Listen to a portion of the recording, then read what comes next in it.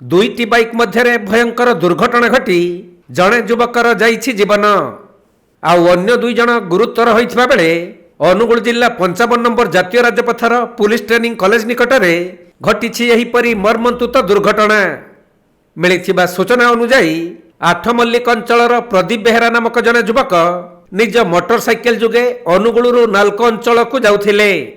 तेबे सही समय रे तालचेर ब्लॉक साउथ बलंडा अंचलर राकेश कुमार बेहेरा और सोमित साहू दुई जन युवक अन्य एक मोटरसाइकेल रे विपरीत दिगरु आसुथिले। हेले पुलिस ट्रेनिंग कॉलेज सम्मुखरे अति द्रुत गति रे थिबा दुईटी मोटरसाइकेल मुहांमुही धक्का होइथिला। फलरे तीन जन जाक युवक रास्ता उपरे छिटिकी पड़ी गुरुतर आहत होइथिले।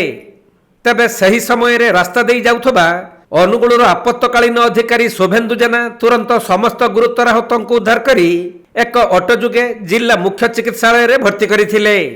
किंतु चिकित्साधीन अवस्था प्रदीप बेहेरा मृत्यु होइथिबा बेले अन्य दुई गुरुतर राकेश और सुमितଙ୍କ चिकित्सा जारी रही। खबर पाई टाउन थाना पुलिस घटनास्थल रे पहुंची मृतदेह को जबत करने सह घटनार तदंत आरंभ करिसंती। सेपटे ही दुर्घटना परे किछि समय रास्ता रे उत्तेजना देखा देइथिला।